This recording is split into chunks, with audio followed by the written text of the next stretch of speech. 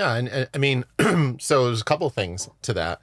One is, and I think this is why you read Think and Grow Rich a couple times, is when each time you read a book, you're going to be in a different place in your life. You could be struggling, you could be on top of the world, you could have issues with a relationship, maybe it's health, maybe it's wealth.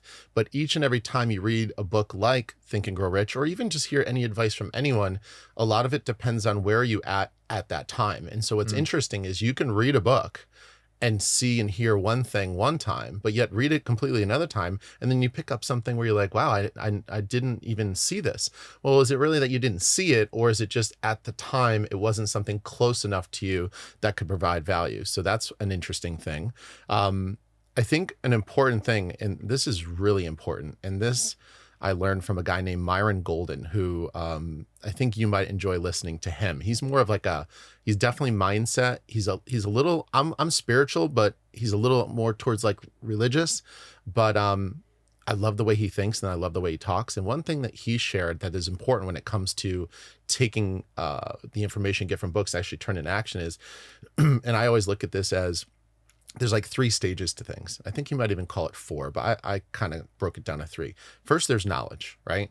You read a book, you're gaining knowledge. Okay. I think a lot of people stop there. If I had to guess, I would say 80 to 90%, no, probably 90+% of people will read a book, feel like they've now attained knowledge and they're good. But that's not true.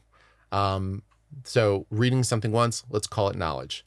Now, next level to that is understanding. So it's like, it's you actually pondering the information you received. It's imagining what you can do with it. It's imagining mistakes that you've made because you haven't used the information. It's imagining some outcomes that might change if you do use the information.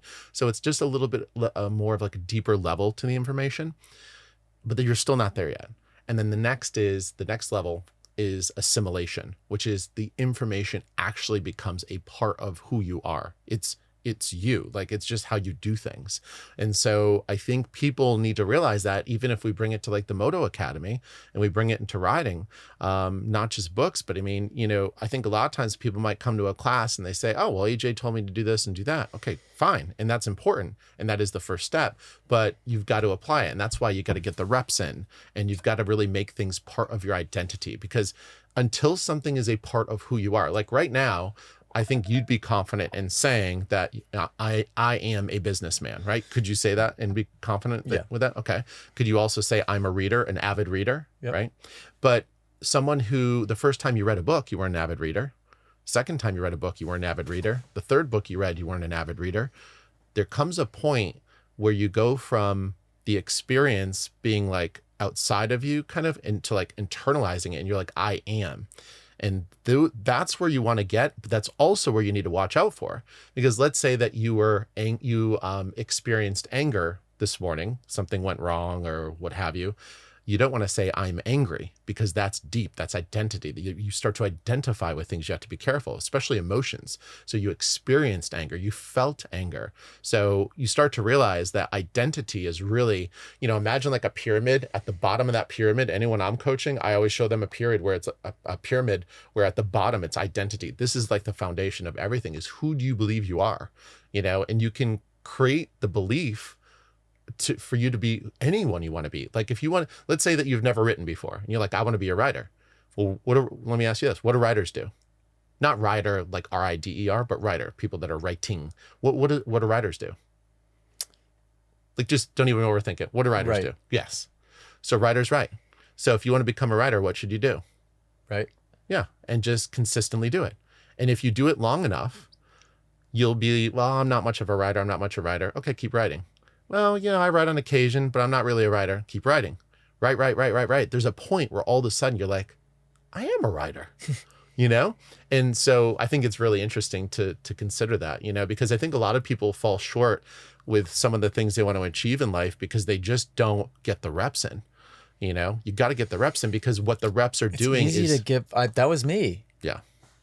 That was me for my whole life up until I was 30 years old. Is something would kind of resonate or sink in a little bit, and I'd be like, all right, yeah, we're going to go for it. Let's set a goal. Let's do this. And I kind of put it on the fact that I was setting all kind of shorter term goals, and then like, let's say a year. And then within that year, I would see myself creeping up on that goal or that timeline, and I wasn't close to that goal yet. And then I would just be like, I'm not going to get it. And so I'd start making little excuses in my head and cutting corners and this and that. And then I'd start over from scratch and set a new goal that was either kind of in line with that one or it could have been something completely different, and I'd start again. And then I'd reach the end of that timeline and I'd be like, oh crap, I'm not going to get it. Okay, I would reroute. So there was no compounding. There was no actual building because I was just chasing short-term, gratification, really. And I couldn't understand the fact that if I just kept going, I could accomplish whatever I wanted to, but I was so stressed out about the current moment, I couldn't figure it out. And if you guys enjoyed this podcast clip and you want to listen to full episodes, go download them. Spotify, Apple Podcasts, and I think that's it. Go download them there, give them a listen. If you want to watch full episodes, which I tell you what, it's even better to do that, go to club.themotoacademy.com because Moto Academy subscribers inside of the app have exclusive access to watch the entire episodes. And not only that, the subscribers actually can send in their questions to be answered on the podcast as well. Club.themotoacademy.com. Go subscribe.